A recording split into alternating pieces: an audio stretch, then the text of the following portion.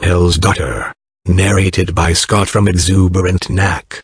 It is recommended that you read the story while you listen to it with headphones. Thank you and enjoy. It's pretty crazy how life can come at you full force when you least expect it, and certainly when you least want it. My name is Luke Wayland.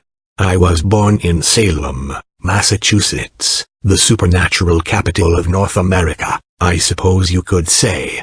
I've never considered myself to be superstitious or paranoid.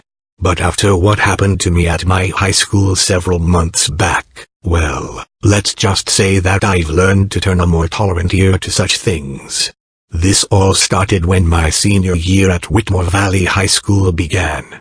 I had left my other school and transferred when my dad and I moved here after he and my mother divorced. I didn't really think much of the school when I first walked in. It was the typical working-class educational establishment, filled with mundane teenagers who had a life of struggle ahead of them, and teachers with a lot of regret in their pasts.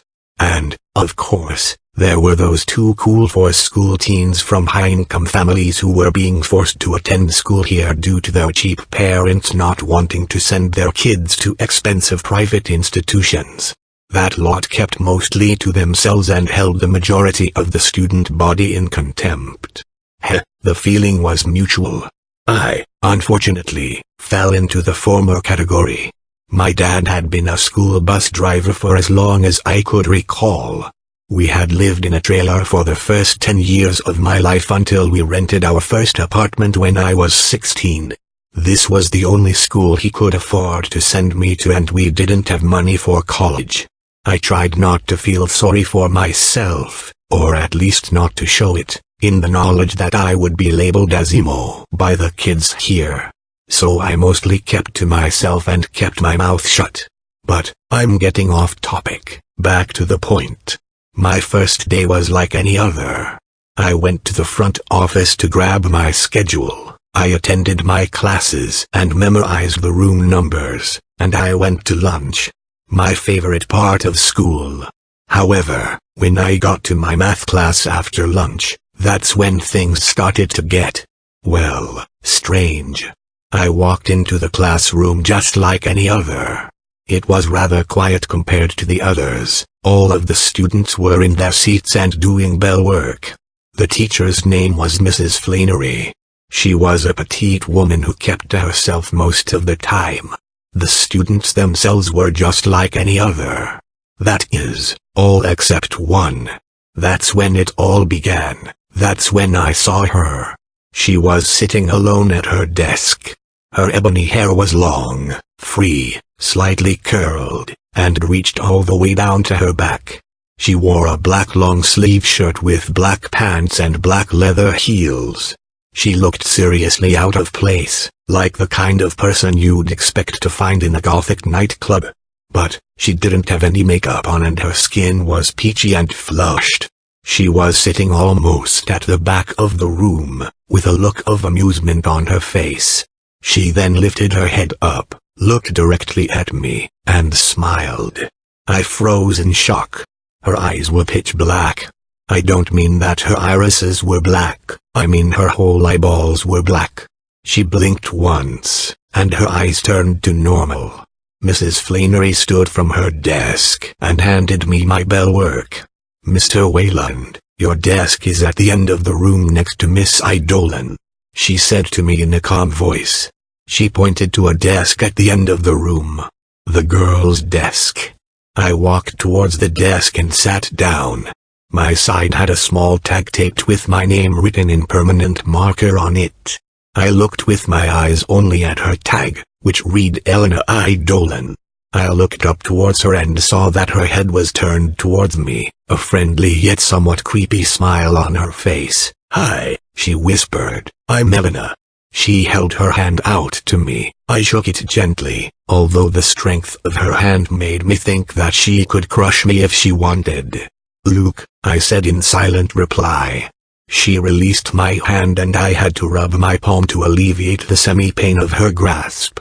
I looked up to see if anyone was looking at us. I hated being the center of attention. To my relief, everyone was caught up in their bell work. It was almost as if me and Elena were the only lively ones there. It went on like this for an hour and a half, with me focusing on my work and all the while feeling Elena's gaze occasionally on my head. At around 3:28 p.m., the end of the school day, the students were mostly already out of the room until only Mrs. Flannery, myself, and Elena remained. "Luke, Elena, could you two stay after class to tidy up the room a bit? I've already contacted your parents and they'll be on their way to pick you up after you're done," Mrs. Flannery asked. I never rejected a chance to help someone, so I agreed, and so did Elena. We cleaned the desks and vacuumed the floor, mostly. Cleaning the desks was my favorite, though. Me and Elena would clean the same desks and, usually deliberately, our hands would touch. She would look at me with a smile and I would smile back. I enjoyed her company, if only for that brief moment. She leaned in close to me, her chest touching mine and her mouth to my ear. She said, "I'm taking you home with me, angel boy. My father will delight in me when I bring him your soul." I was speechless. Who the fuck was this girl? "Who are you?" I whispered back. She didn't reply, only smiled and walked towards Mrs. Flannery's desk. She placed her arm around Flannery's shoulders, and ripped out her throat. Blood sprayed the room like paint. I fell to my knees in shock. I ran for the door, but she appeared right in front of me out of nowhere, blocking my path. "You're not going anywhere, my pet," she said. I looked back into the room. It had changed. Chains and hooks hung from the ceiling. Flannery's corpse had come back alive and was walking around the room, and the walls were coated in her blood. I reached for the doorknob and flung open into the hallway. The hall was in a state of decay, as if it had aged 10 years in a matter of seconds, the only light coming from lamps hanging from the ceiling. As I looked further into the hall, I could see people moving towards me.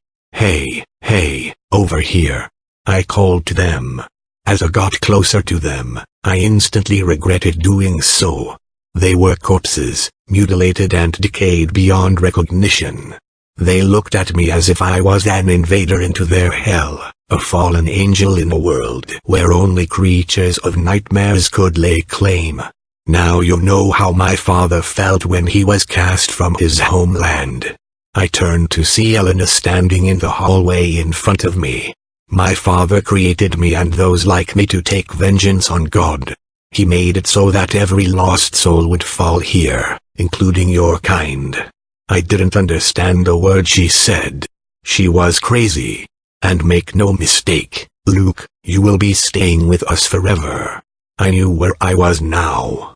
I was in hell, and its daughter had come to chaperone me in.